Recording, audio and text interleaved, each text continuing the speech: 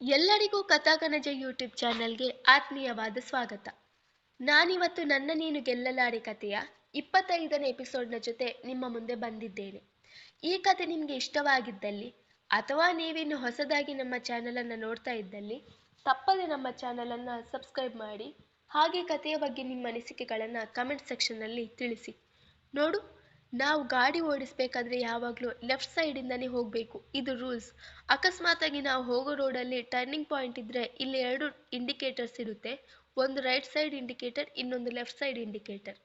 ನಾವು ರೈಟ್ ಸೈಡ್ಗೆ ಟರ್ನ್ ಮಾಡೋದಾದರೆ ರೈಟ್ ಸೈಡ್ ಇಂಡಿಕೇಟರ್ನ ಯೂಸ್ ಮಾಡಬೇಕು. ಲೆಫ್ಟ್ ಸೈಡ್ಗೆ ಆದರೆ ಲೆಫ್ಟ್ ಸೈಡ್ ಇದ್ದು. ಒಂದು ವೇಳೆ ಟರ್ನಿಂಗಲ್ಲಿ ನಾವು ಯಾವುದೇ ಇಂಡಿಕೇಟರ್ನ ಯೂಸ್ ಮಾಡದೆ ಹೋದರೆ ಮುಂದೆಯಿಂದ ಬರುವವರಿಗೆ ನಾವು ಯಾವ ಕಡೆ ಟರ್ನ್ ಮಾಡ್ತಾ ಇದ್ದೀವಿ ಅಂತ ಗೊತ್ತಾಗದೆ ಡ್ಯಾಶ್ ಹೊಡೆದು ಬಿಡ್ತಾರೆ. ಮತ್ತೆ ಗಾಡಿನ ನಿಲ್ಲಿಸಬೇಕಾದ್ರೆ ಫಸ್ಟ್ಗೆ ರೈಟ್ ಸೈಡ್ನ ಬ್ರೇಕ್ ಹಿಡ್ಕೊಂಡು ಆಮೇಲೆ ಲೆಫ್ಟ್ ಸೈಡ್ನ ಬ್ರೇಕ್ ಹಿಡ್ಕೋಬೇಕು. ಆಮೇಲೆ ಸ್ಲೋ ಮಾಡಿ ಬ್ರೇಕ್ ಹಾಕಬೇಕು, ಸ್ಪೀಡಾಗಿ ಹಾಕಬಾರ್ದು. ಇದಿಷ್ಟು ಬೇಸಿಕ್. ಅರ್ಥ ಆಯ್ತಾ ನಿಂಗೆ ಎಂದನು. ಅವನ ಕಂಚಿನ ಕಂಠಕ್ಕೆ ಹೆದರಿಕೊಂಡ ಹರಿಣಿಯಂತೆ ಹಾ ಅರ್ಥ ಆಯ್ತು, ಗೊತ್ತಾಯ್ತು ಎಂದಳು ಹುಡುಗಿ. ಸರಿ, ಹಾಗಿದ್ರೆ ನಾನೀಗ ನಿನ್ನ ಕೈ ಹಿಡ್ಕೊಳ್ಳಲ್ಲ, ನೀನು ಈಗ ಡ್ರೈವ್ ಮಾಡಬೇಕು, ಗೊತ್ತಾಯ್ತಂತ ಅಂದ್ಯಲ್ಲ ಎಂದವನೇ ಅವಳ ಕೈ ಮೇಲಿಂದ ತನ್ನ ಕೈಯನ್ನು ಹಿಂದಕ್ಕೆ ಎಳೆದುಕೊಂಡನು.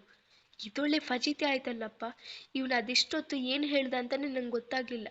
ಲಾಸ್ಟ್ಗೆ ಅದೇನೋ ಆಕ್ಸಲೇಟರ್ ಅಂತ ಏನು ಹೇಳಿದೊಂದು ಗೊತ್ತಿದೆ. ಈಗೇನು ಮಾಡೋದು?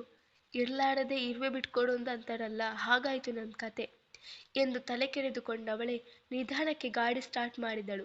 ಅವಳ ಹಿಂದೆ ಕುಳಿತಿದ್ದ ವರುಣ್ ಅವಳಿಗೆ ಭಯ ಆಗುವುದು ಬೇಡ ಎಂದು ಹೇಳಿ ಅವಳನ್ನು ಹಿಂದಿನಿಂದ ಬಳಸಿದ್ದ. ಈಗಂತೂ ಹುಡುಗಿಗೆ ಅವನ ಸ್ಪರ್ಶದಿಂದ ರೋಮಾಂಚನ ಆಗಿ ಹೋಗಿತ್ತು. ಅವಳ ಉಸಿರು ಏರುಪೇರಾಗುತ್ತಿದೆ. ಅವನ ಈ ದಿಢೀರ್ ಚರ್ಯೆಗೆ ಬೆಚ್ಚಿದ ಹುಡುಗಿ ಸ್ಪೀಡಾಗಿ ಗಾಡಿಯನ್ನು ಓಡಿಸಿ ಗುದ್ದಿದ್ದು ಮುಂದೆ ಇದ್ದ ಮರಕ್ಕೆ. ಗಾಡಿ ಬಿದ್ದ ಸದ್ದಿಗೆ ಗಾರ್ಡನ್ನಲ್ಲಿದ್ದ ಮನೆಯವರೆಲ್ಲ ಭಯಗೊಂಡು ಆ ಮರದ ಹತ್ತಿರ ಬಂದು ನೋಡಿದರೆ ಗಾಡಿ ಒಂದು ಕಡೆ ಬಿದ್ದಿದೆ, ಇನ್ನೊಂದು ಕಡೆ ವರ್ಷಲ ಮೇಲೆ ವರುಣ್ ಅಂಗಾತವಾಗಿ ಬಿದ್ದಿದ್ದಾನೆ. ಅವರಿಬ್ಬರ ಕಣ್ಣುಗಳು ಸಂಧಿಸಿದ್ದವು. ಅವರಿಬ್ಬರ ಅದರಗಳ ನಡುವೆ ಸಣ್ಣ ಸೂಜಿಯ ಮೊನೆಯಷ್ಟು ಅಂತರವಿತ್ತು. ಮನೆಯವರೆಲ್ಲ ಅಲ್ಲಿಗೆ ಬಂದು ಸೇರಿದ್ದು ಅವರ ಗಮನಕ್ಕೆ ಬರಲೇ ಇಲ್ಲ. ಇಹದ ಪರಿವೇ ಇಲ್ಲದೆ ಒಬ್ಬರಲ್ಲಿ ಒಬ್ಬರು ಕಳೆದು ಹೋಗಿದ್ದರು. ಅವರಿಬ್ಬರನ್ನು ನೋಡಿದ ಸಾರಿಕಾ, ಸುಧೀಂದ್ರ, ಯಶೋಧ, ಸುನೇತ, ದ್ವಾರಕನಾಥ್ ಎಲ್ಲರೂ ನೋಟ ಬದಲಿಸಿಕೊಂಡು ತುಟಿಯಂಚಿನಲ್ಲಿ ನಕ್ಕಳು. ಕೊನೆಗೆ ಸಾರಿಕಾ ಗಂಟಲು ಸರಿಪಡಿಸಿಕೊಂಡವನಂತೆ ನಟಿಸಿದಳು. ತಕ್ಷಣ ವಾಸ್ತವಕ್ಕೆ ಬಂದ ವರುಣ್, ವರ್ಷ ಇಬ್ಬರು ಮೇಲೆದ್ದರು. ಸಾರಿ ವರುಣ್, ನಿಂಗೇನಾದ್ರೂ ಏಟಾಯ್ತಾ? ಇಲ್ಲ ತಾನೆ ಎಂದು ಕೇಳಿದಳು ವರ್ಷ ತನ್ನ ಅಸ್ತವ್ಯಸ್ತವಾಗಿದ್ದ ಬಟ್ಟೆ ಸರಿ ಮಾಡಿಕೊಳ್ಳುತ್ತಾ. ಇಟ್ಸ್ ಓಕೆ, ನನಗೇನು ಏಟಾಗಿಲ್ಲ. ಯಾವತ್ತು ಡ್ರೈವಿಂಗ್ ಕಲಿಯುವಾಗ ನಮ್ಮ ಗಮನ ಎಲ್ಲ ಗಾಡಿ ಮೇಲೇನೇ ಇರಬೇಕು. ಡ್ರೈವಿಂಗ್ ಮಾಡ್ತಾ ಬೇರೆ ಕಡೆ ಗಮನ ಕೊಟ್ಟರೆ ಹೀಗೆ ಆಗೋದು ಎಂದನು ವರುಣ್. ಇದೇ ನಮ್ಮ ವರ್ಷ ಹೀಗೆ ಮಾಡಿಕೊಂಡೆ. ಸದ್ಯ ನಿಮಗಿಬ್ಬರಿಗೂ ಏನೂ ತೊಂದರೆ ಆಗಿಲ್ಲ ಅಲ್ವಾ? ಅಷ್ಟು ಸಾಕು. ಸರಿ, ಎಲ್ಲರೂ ಮನೆಗೆ ನಡೀರಿ. ಸದ್ಯಕ್ಕೆ ನೀವು ಡ್ರೈವಿಂಗ್ ಕಲ್ತದ್ದು ಸಾಕು ಎಂದು ಹೇಳಿ ಮನೆಯೊಳಗೆ ಹೋದರು ಸುಧೀಂದ್ರ. ಅವರ ಹಿಂದೆಯೇ ಮನೆಯ ಒಳಗೆ ಸೇರಿಕೊಂಡರು ಉಳಿದ ಸದಸ್ಯರು. ಮರುದಿನ ಕಾಲೇಜ್ಗೆಂದು ಹೊರಟು ವರ್ಷ, ವರುಣ್ ನೇರವಾಗಿ ಲಾಯರ್ ಆಫೀಸಿಗೆ ಹೋದರು. ಸರ್, ನಾನು ವರುಣ್, ಸುಧೀಂದ್ರ ಪಾಟೀಲ್ ಅವರ ಮಗ. ಇವಳು ವರ್ಷ. ನಮಗೊಮ್ಮೆ ಸೀನಿಯರ್ ಲಾಯರ್ ರಾಜಾರಾಮ್ ಅವರನ್ನು ಮೀಟ್ ಆಗಬೇಕಿತ್ತು ಎಂದು ಹೇಳಿದ ವರುಣ್ ಅಲ್ಲಿಯೇ ಇದ್ದ ಕುರ್ಚಿಯನ್ನು ಎಳೆದು ಕುಳಿತನು. ಹೋ, ಸೀನಿಯರ್ ಲಾಯರ್ ರಾಜಾರಾಮ? ಅವರು ಸದ್ಯಕ್ಕೆ ಊರಲ್ಲಿಲ್ಲ. ಯಾವುದೇ ಇಂಪಾರ್ಟೆಂಟ್ ಕೆಲಸದ ಮೇಲೆ ಹೊರಗೆ ಹೋಗಿದ್ದಾರೆ. ಆದರೆ ಇವತ್ತು ಸಂಜೆ ಬರ್ತಾರೆ. ನೀವು ಸಂಜೆ 6 ಗಂಟೆಗೆ ಬಂದರೆ ಅವರನ್ನು ಮೀಟ್ ಆಗಬಹುದು. ಅಂದಹಾಗೆ ಏನು ವಿಷಯ ಎಂದರ ಆ ವಕೀಲರು. ಅದು ಸರ್, ನಮಗಿಬ್ಬರಿಗೂ ಡೈವರ್ಸ್ ಬೇಕಾಗಿತ್ತು, ಸೊ ಅದಕ್ಕೋಸ್ಕರ ಇಲ್ಲಿಗೆ ಬಂದ್ವಿ ಎಂದನು ವರುಣ್. ಅವನ ಮಾತನ್ನು ಕೇಳಿದ ಆ ವಕೀಲರು ವರುಣ್ನ ಮುಖವನ್ನೊಮ್ಮೆ, ವರ್ಷಳ ಮುಖವನ್ನೊಮ್ಮೆ ನೋಡಿದರು. ಕಾಲೇಜ್ಗೆ ಹೋಗುವ ಹುಡುಗ ಹುಡುಗಿಯರ ಹಾಗೆ ಕಂಡಿದ್ದರು ಅವರ ಕಣ್ಣಿಗೆ. ಹೋ, ಡೈವರ್ಸ್ ಕೇಸ ನಿಮ್ಮದು? ಸರಿ, ಇವತ್ತು ಸಂಜೆ ಬಂದು ಅವರನ್ನು ಮೀಟ್ ಆಗಿ. ಈಗ ನೀವು ಹೊರಡಬಹುದು ಎಂದರು. ಸರಿ ಸರ್, ನಾವು ಸಂಜೆ ಬರ್ತೀವಿ ಎಂದು ಹೇಳಿ ಅಲ್ಲಿಂದ ಕಾಲೇಜಿನ ಕಡೆ ಹೊರಟರು ಇಬ್ಬರು. ಸಂಜೆ ಕ್ಲಾಸ್ ಮುಗಿದ ಕೂಡಲೇ ಅದೇ ಲಾಯರ್ ಆಫೀಸಿಗೆ ಬಂದು ರಾಜಾರಾಮ್ ಅವರಿಗಾಗಿ ಕಾದರು. ಸ್ವಲ್ಪ ಹೊತ್ತಿನ ಬಳಿಕ ಕರಿ ಕೋಟನ್ನು ಹಾಕಿಕೊಂಡು ಕಪ್ಪು ಕನ್ನಡಕವನ್ನು ಕಣ್ಣಿಗೆ ಇರಿಸಿಕೊಂಡು ರಾಜಾರಾಮ್ ಬಂದರು. ನಿಮ್ಮ ಬಗ್ಗೆ ಹೇಳಿದ್ರು ನಮ್ಮ ಜೂನಿಯರ್ ಲಾಯರ್. ಡೈವರ್ಸ್ಗೋಸ್ಕರ ಇಲ್ಲಿ ತನಕ ಬಂದಿದ್ದೀರಾ ಅಲ್ವಾ? ಹಾಂ ಸರ್, ಹೌದು, ನಮಗೆ ಡೈವರ್ಸ್ ಬೇಕೇ ಬೇಕು ಎಂದನು ವರುಣ್. ಅವನನ್ನೇ ದೀರ್ಘವಾಗಿ ನೋಡಿದ ರಾಜಾರಾಮ್ ಕನ್ನಡಕವನ್ನು ಸರಿಪಡಿಸಿಕೊಳ್ಳುತ್ತಾ, ಮದುವೆಯಾಗಿ ಎಷ್ಟು ವರ್ಷ ಸಮಯ ಆಯಿತು? ಈಗ ನಿಮಗೆ ಡೈವರ್ಸ್ ಯಾಕೆ? ಡೈವರ್ಸ್ ಪಡ್ಕೊಳ್ಳೋಕೆ ಕಾರಣ ಏನು ಎಂದು ಪ್ರಶ್ನೆಗಳ ಮಳೆಯನ್ನೇ ಸುರಿದರು. ಸರ್, ಮದುವೆಯಾಗಿ ಇವತ್ತಿಗೆ 4 ಡೇಸ್ ಆಯಿತು. ಡೈವರ್ಸ್ ಪಡ್ಕೊಳ್ಳೋದಕ್ಕೆ ಎಕ್ಸಾಕ್ಟ್ ಆಗಿ ಯಾವ ರೀಸನ್ ಕೂಡ ಇಲ್ಲ. ನಮ್ಮಿಬ್ಬರಿಗೂ ಜೊತೆಲಿ ಇರೋದಕ್ಕೆ ಇಷ್ಟ ಇಲ್ಲ, ಹಾಗಾಗಿ ಡೈವರ್ಸ್ ಬೇಕು ಎಂದು ಖಡಾಖಂಡಿತವಾಗಿ ಹೇಳಿದನು ವರುಣ್. ಅವನ ಮಾತನ್ನು ಕೇಳಿದ ವರ್ಷ ಮಾತ್ರ ಮೌನಿ. ವಾಟ್? ಮದುವೆ ಆಗಿ 4 ದಿನ ಆದದ್ದಷ್ಟೇನಾ? ನಿಮ್ಮನ್ನು ನೋಡಿದ್ರೆ ಸ್ಟೂಡೆಂಟ್ಸ್ ತರ ಕಾಣಿಸ್ತೀರಾ. ಜೊತೆಗೆ ಜೀವನ ಮಾಡೋದಕ್ಕೆ ಇಷ್ಟ ಇಲ್ಲ ಅಂದಮೇಲೆ ಯಾಕೆ ಇಷ್ಟು ಬೇಗ ಅರ್ಜೆಂಟಲ್ಲಿ ಮದುವೆ ಆದ್ರಿ? ಮದುವೆ ಆದ್ರೂ ಯಾಕೆ ಬೇಕಾಗಿತ್ತು, ಅದು ಕೂಡ ಈ ವಯಸ್ಸಲ್ಲಿ ಎಂದ ವಕೀಲನ ಮಾತುಗಳು ಕತ್ತಿಯ ಹರಿತದಷ್ಟು ಚೂಪಿತ್ತು.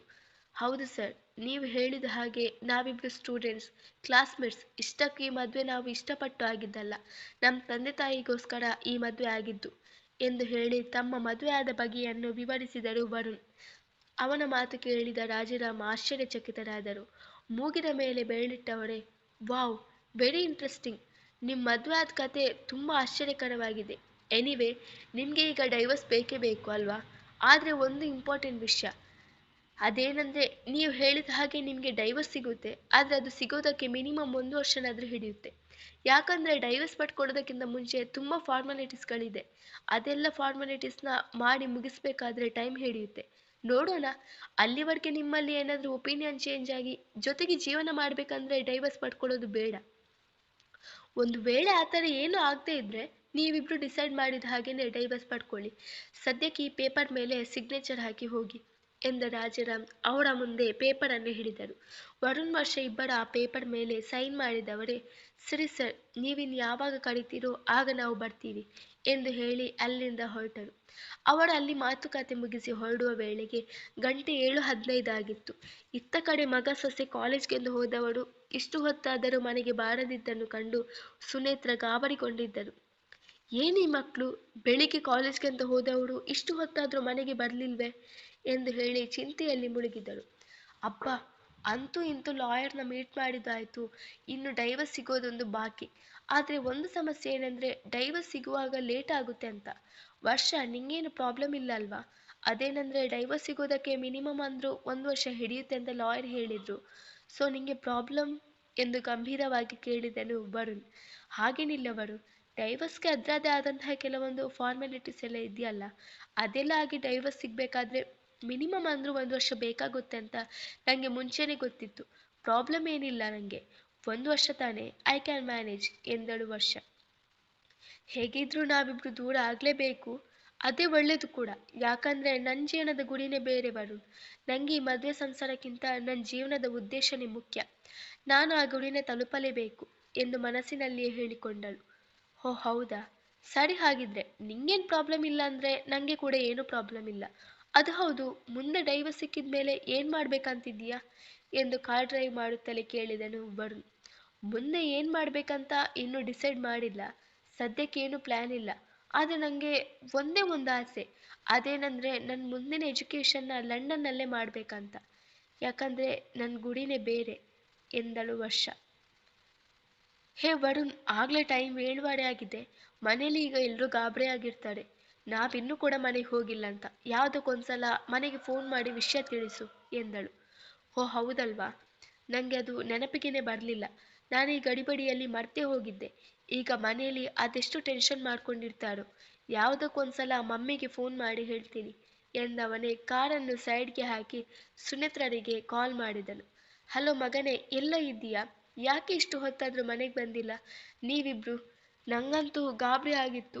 ಎಲ್ಲಿದ್ದೀರಾ ನೀವಿಬ್ರು ಎಂದು ಪ್ರಶ್ನೆಗಳ ಸುಡಿಮಳೆಯನ್ನೇ ಸುರಿಸಿದರು. ಅಯ್ಯೋ ಮಮ್ಮಿ, ವೇಟ್, ಯಾಕಿಷ್ಟೊಂದು ಪ್ರಶ್ನೆನ ಒಂದೇ ಸಮನೆ ಕೇಳ್ತಿದ್ಯಾ? ನನಗೂ ಮಾತಾಡೋಕ್ಕೆ ಸ್ವಲ್ಪ ಟೈಮ್ ಕೊಡು. ನೀವು ಟೆನ್ಷನ್ ಮಾಡ್ಕೊಳ್ಳುವಂತಹದ್ದು ಏನೂ ಆಗಿಲ್ಲ. ನಾನು ವರ್ಷ ಇಬ್ಬರು ಜೊತೆಗೆ ಇದ್ದೀವಿ. ಅದು ವಿಷಯ ಏನಂದರೆ, ನನ್ನ ಫ್ರೆಂಡ್ ತಂದೆಗೆ ಆಕ್ಸಿಡೆಂಟ್ ಆಗಿದೆ. ಅದಕ್ಕೆ ಅವನನ್ನು ನೋಡೋದಕ್ಕೆ ಅಂತ ಹೋಗಿದ್ವಿ. ಹಾಗೆ ಸ್ವಲ್ಪ ಲೇಟ್ ಆಯಿತು. ಇನ್ನೇನು ಸ್ವಲ್ಪ ಹೊತ್ತಲ್ಲೇ ಮನೆಗೆ ಬರ್ತೀವಿ. ಡ್ಯಾಡ್ ಹತ್ರ ಹೇಳು, ಹಾಗೆ ನಮಗೆ ಕಾಯಬೇಡಿ, ನೀವು ಊಟ ಮಾಡಿ ಎಂದು ಹೇಳಿದನು. ಅಯ್ಯೋ ದೇವ್ರೆ, ಹೌದೇನು? ಈಗ ಹೇಗಿದ್ದಾರೋ ನಿನ್ನ ಫ್ರೆಂಡ್ ತಂದೆ? ತುಂಬ ಏಟಾಗಿದ್ಯಾ? ನೀವು ಅವರನ್ನು ನೋಡೋಕೆ ಹೋಗಿದ್ದು ಒಳ್ಳೇದೇ ಆಯಿತು. ಈಗ ಹುಷಾರಾಗಿದ್ದಾರಾ? ಹಾ, ಇನ್ನೊಂದು ವಿಷಯ ಕಣೋ, ಈಗ ಗಂಟೆ 8 ಆಗ್ತಾ ಬಂತು. ಹೇಗೂ ನೀನು ವರ್ಷ ಜೊತೆಲೇ ಹೊರಗಡೆ ಇದ್ದೀರಾ, ಹಾಗೆ ಅವಳಿಗೆ ಏನಾದರೂ ಹೊರಗಡೆ ತಿನ್ನಿಸ್ಬಿಟ್ಟು ಮನೆಗೆ ಕರ್ಕೊಂಡು ಬಾ, ಸರಿನಾ ಎಂದರು ಸುನೇತ್ರ. ಅವರ ಮಾತಿಗೆ ಅಡ್ಡಡ್ಡ ತಲೆ ಆಡಿಸಿದ ವರುಣ್, ಸರಿ ಮಮ್ಮಿ, ಬಾಯ್ ಎಂದು ಹೇಳಿ ಫೋನ್ ಕಟ್ ಮಾಡಿದನು. ಮುಂದುವರಿಯುವುದು.